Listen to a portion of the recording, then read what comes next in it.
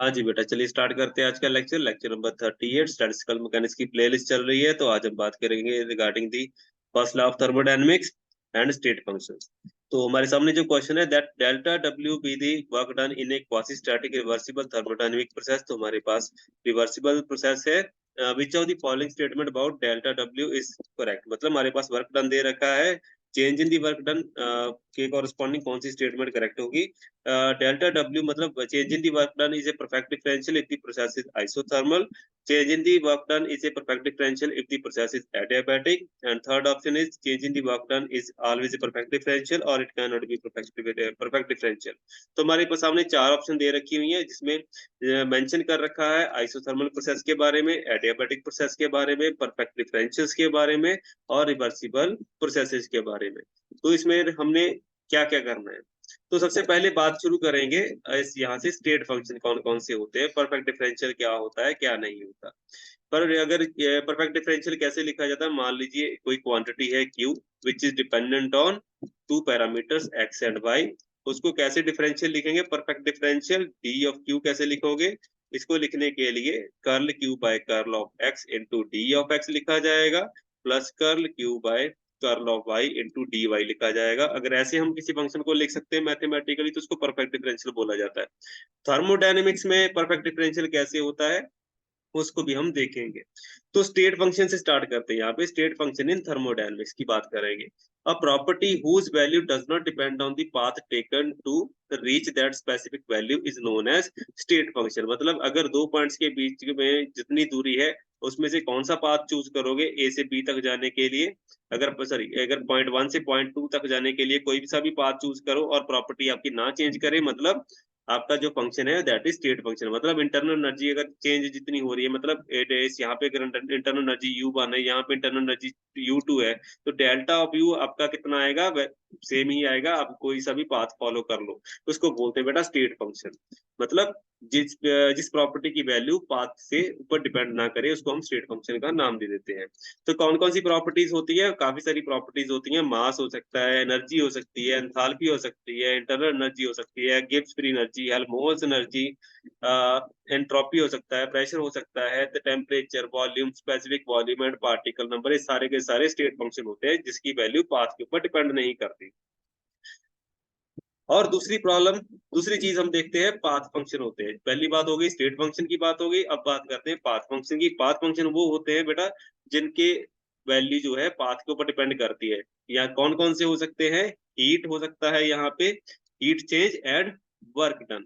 मतलब अगर हीट की वैल्यू कौन से पाथ के थ्रू आप फॉलो कर रहे हो पॉइंट वन से पॉइंट टू तक, उसके ऊपर डिपेंड करेगी। मतलब इनकी वैल्यू जो है पाथ के ऊपर डिपेंड करेगी। पाथ ए चूज करोगे या पाथ बी चूज करोगे, तो रिजल्ट आपके अलग अलग आएंगे। तो ये चीज यहाँ पे मैटर करती है। स्टेट फंक्शन और पाथ फंक्शन में ये फर्क होता है।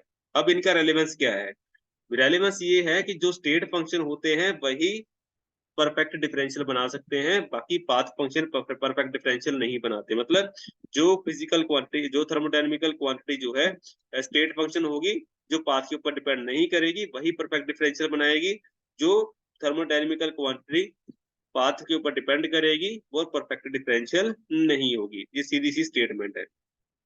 अब हमने देख लिया कि कौन कौन से फंक्शन जो है पाथ के ऊपर डिपेंड करेंगे, वो परफेक्ट डिफरेंशियल नहीं होंगे। तो परफेक्ट डिफरेंशियल कौन से होंगे, कौन से नहीं होंगे। यहाँ पे heat and work done path के ऊपर डिपेंड करेंगे, और ये स्टेट फंक्शन नहीं होंगे और ना ही ये परफेक्ट डिफरेंशियल होंगे।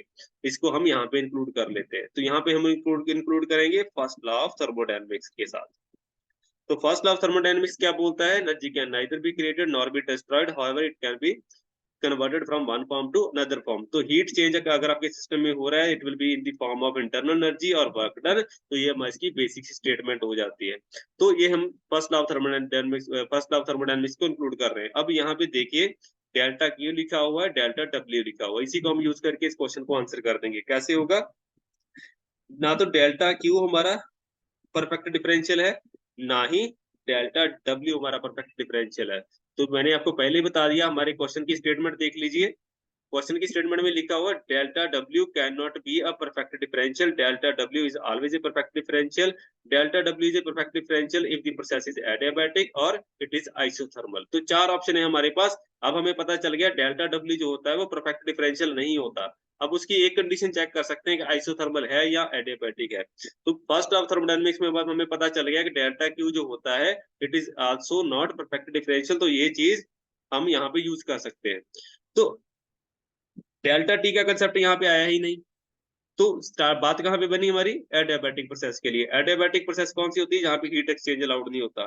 तो डेल्टा क्यू अगर 0 पुट कर दे तो राइट हैंड साइड में क्या बनेगा, delta U plus delta W बनेगा। तो इसको आपस में अरेंज करें तो आपके पास ये फंडा बनेगा।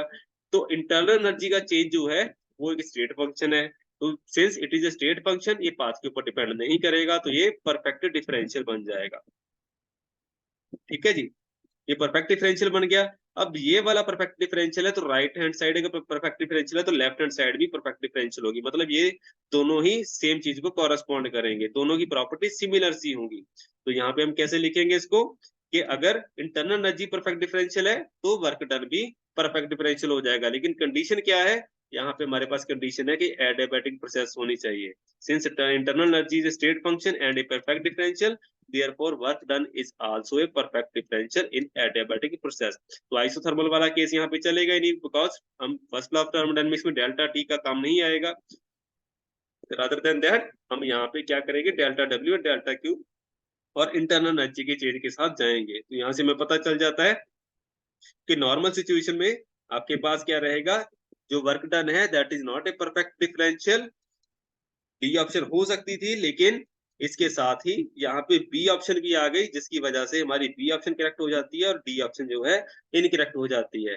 सी ऑप्शन तो ऑलरेडी इनकरेक्ट हो गई कि परफेक्ट डिफरेंशियल नहीं बनेगा, यहाँ पे परफेक्ट डिफरेंशियल बोला गया है। और ए ऑप्शन में क्या था, आइसोथर्मल वाला काम था, लेकिन वो भी हमारी यहाँ पे नहीं चलेगा। सो हमारी बी ऑप्शन करेक्ट हो गई, बाकी सारे ऑप्शन यहाँ पे गलत हो गए। तो आप सिंपल मेथड से, सिंपल टेक्निक, सिंपल कंसेप्ट के साथ भी इन क्वेश्चंस को आंसर कर सकते हो। स्टेट फंक्शन पता होना चाहिए, पाथ फंक्शन पता होने चाहिए, और उसके साथ आप फर्स्ट लॉ ऑफ थर्मोडायनामिक्स के बारे में अगर आपको बेसिक्स पता है तो आप ऐसे क्वेश्चंस को इजीली हैंडल आउट कर सकोगे। तो ऐसे न्यूमेरिकल आपके लिए लेके आते रहेंगे। Till then thank you very much, see you next.